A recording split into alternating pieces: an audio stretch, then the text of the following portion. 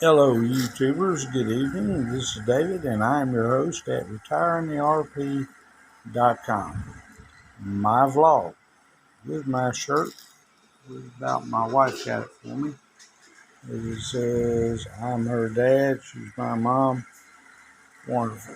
She gets to get the one thing I found about clothes in the Philippines. If you buy them, they tend to be high quality and comfortable and look good and last.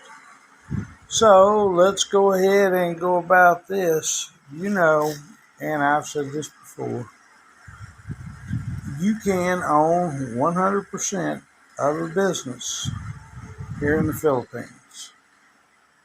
I went through a few things that I found. I went through the restricted list. I have an A and a B list. I went through the restricted list. I don't know what they made more allowable to own on that. Uh, But here's one thing about it before I'm going to go into that right quick and just say, you have always been able to own a business by yourself without a Filipino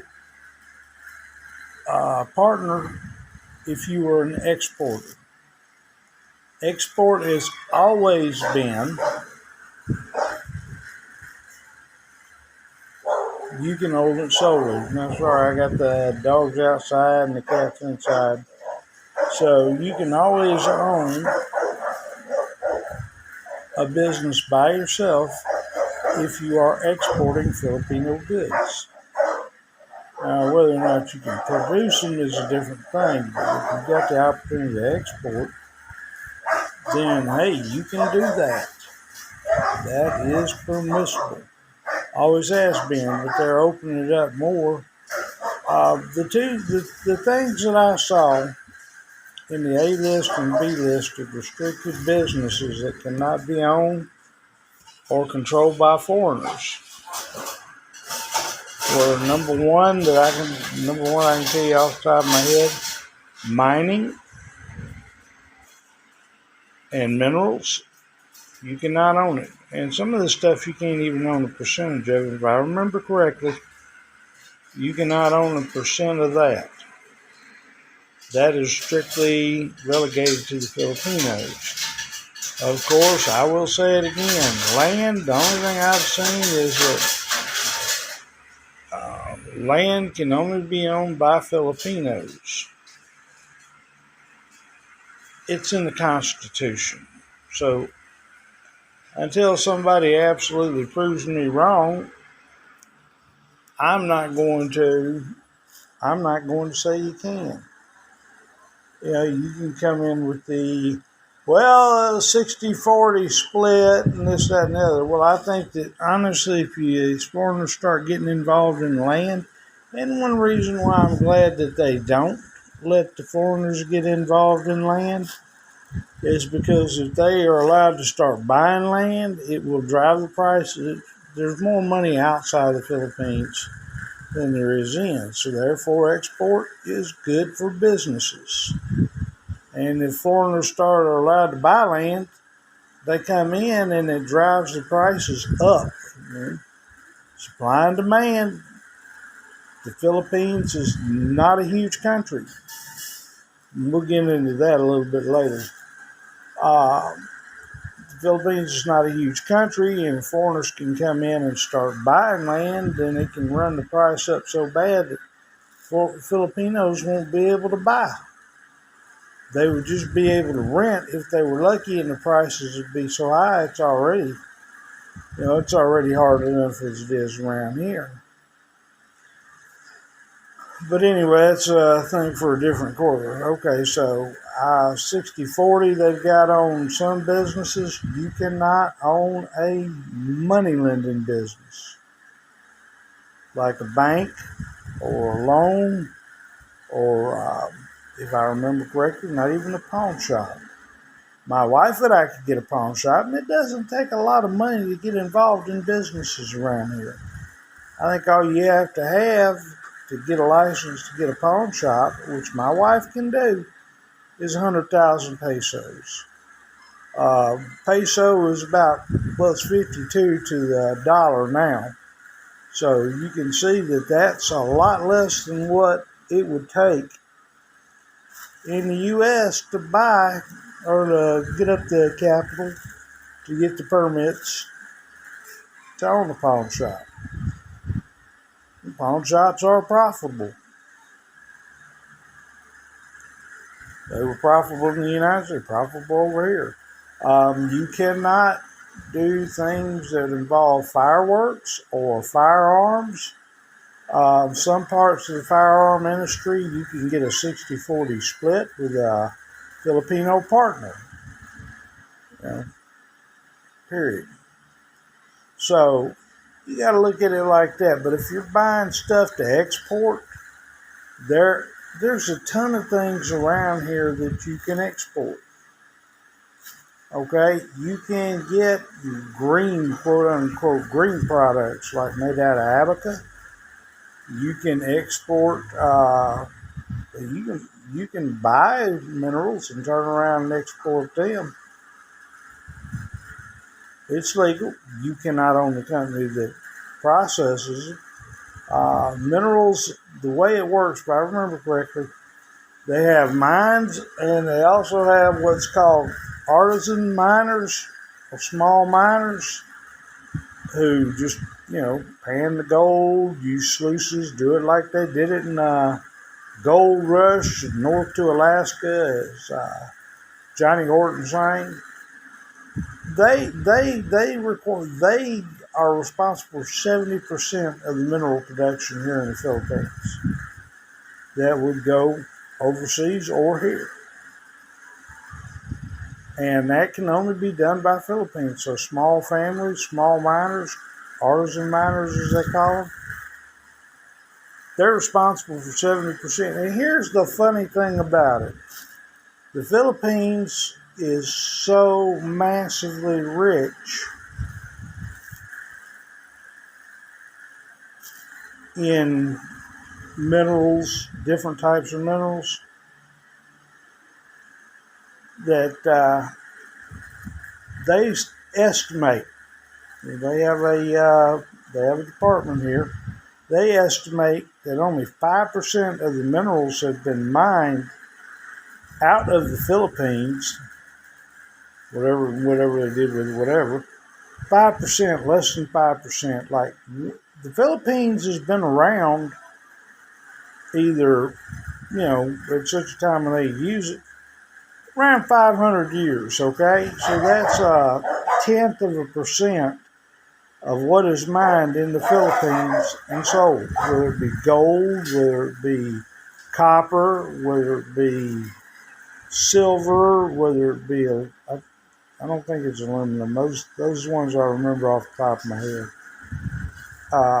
And there's another one too that is real popular. But they've only, what I'm estimating is less than 0.1%, 500 years, 1500s to 2000s. Because Magellan came here, and it was 1500 and I think 20 or 15 or whatever, and he was killed by the locals. So, you have to take that into consideration. Here's another thing, too, and this is popular, and this is what I don't understand, but then again, hey, I'm not the be-all and end-all of figures, but the Philippines, I think, if I remember correctly, because this is all done from memory, I'm not using a little notepad, but I've been reading on this stuff, is the 7th largest producer of rubber.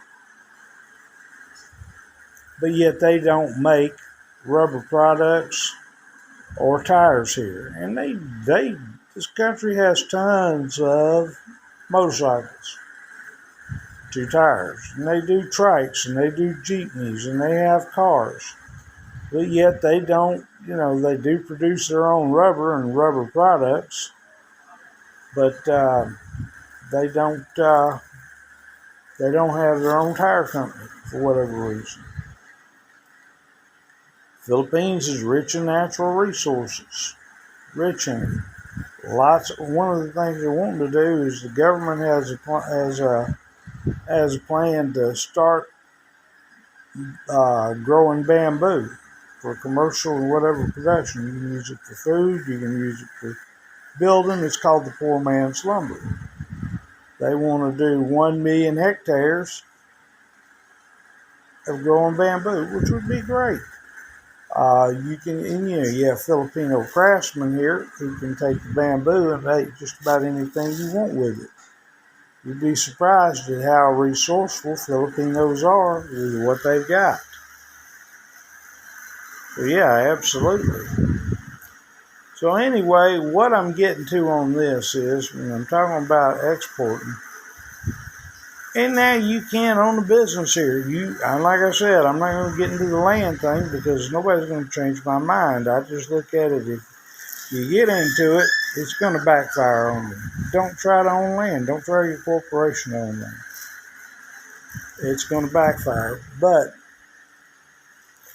we have the war between, and this is going to come into what the Philippines could do. We have a war between Russia, who has invaded the Ukraine,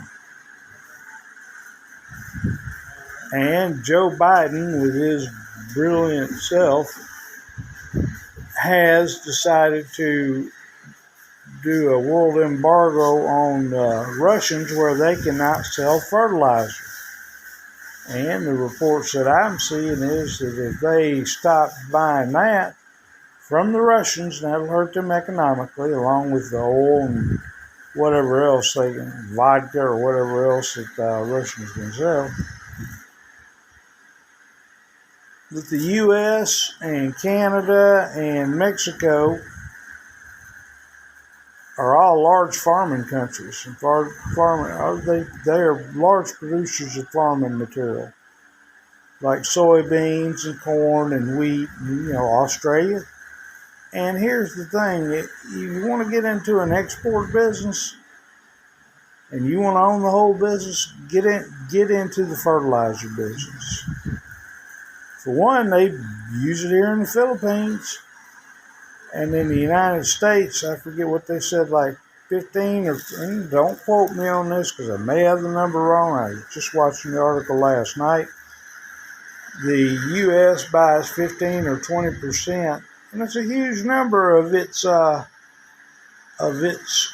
fertilizer from the Russians. Why not? You want to do something? Get into business here in the Philippines and start producing fertilizer. They say it's a green gas or whatever, high producer of greenhouse gases. Well, it may be, but the point of the matter is it can be produced here. Filipinos know how to do it. They work hard, brother, let me tell you. So, maybe you want to get into producing bamboo. Maybe you want to get into producing tires. Maybe you want to get into producing rubber. I mean, you look at it, the Philippines is one of the largest producers of minerals and one of the largest producers of rubber. You go south of here and go to the Zamboanga Peninsula, they grow tons of natural rubber. Tons of it. You want to do that? Get into producing meat. And you can take the meat and produce foodstuffs with it. I mean, you don't even want to know how much it costs for a can of Spam here in this country because they have to import it. I mean, it's like $4 for something you pay like $2.39 for in the United States. Of course, that's what happens when you import. But you think about it. Let's see, you can also export cocoa lumber, but there's a surtax on that. But you want to get to where you can start growing lumber.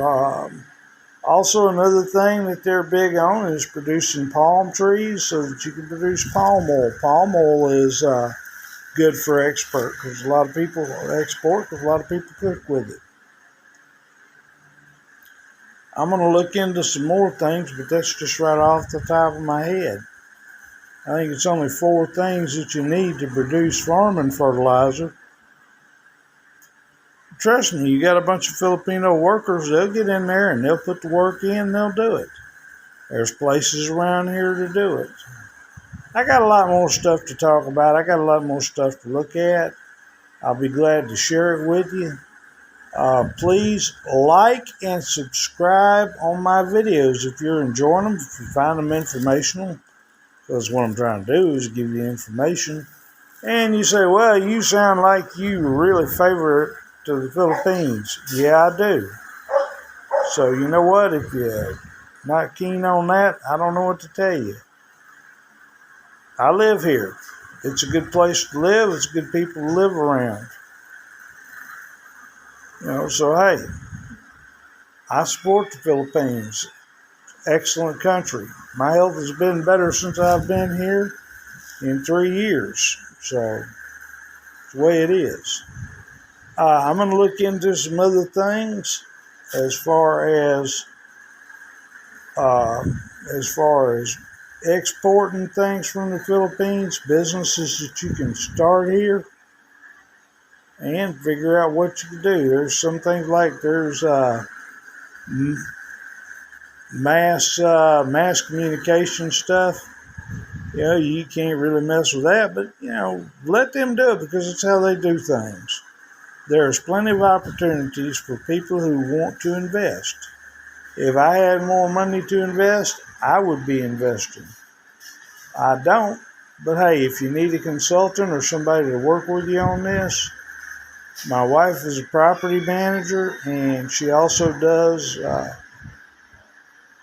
renting, and she also is a real estate agent, licensed. And here's the thing. Get with somebody you know, get with somebody you trust. We have no desire to go around here trying to rip people off because that never works out. You look at Ivan Boesky and Michael Milken and all those guys. Yeah, they got into it, and whoever that last one was, can't remember his name off the top of my head. And they get in there and they do a number on people, and yeah, in the short term they get away with it, but is it good? No. You don't want to get caught. You don't want to get around here in the Philippines and start ripping people off because, hey, you could get somebody to sue you, and you could get somebody that gets irritated and may just take a shot at you and put you out. I've heard it said that the Philippines is kind of like the Wild Wild West. And it may be said that way. So anyway, we're going to get on off here. I want to thank you for taking the time to tune in. I hope I was informative and helped you out, gave you some ideas. It'll help you out. If you decide that you need a consultant to work with you on anything, we'll do it. Just give us a call because I'm going to be doing research on more things. And I love the United States. I'm from the United States. I'll always be proud to be an American. I'll definitely always be proud to be a Texan and a Tennessean by extension. I love the Philippines too because it's been real good to me and for me. So I'm going to try to put out 3 or 4 more of these vlogs later on this week. I've got some stuff that I've been looking into, talk to you about it. If you like it, hey, tune back in. Like, share, and subscribe. RetireInTheRP.com. My name is David. Like and share us on YouTube. Appreciate it. Take care.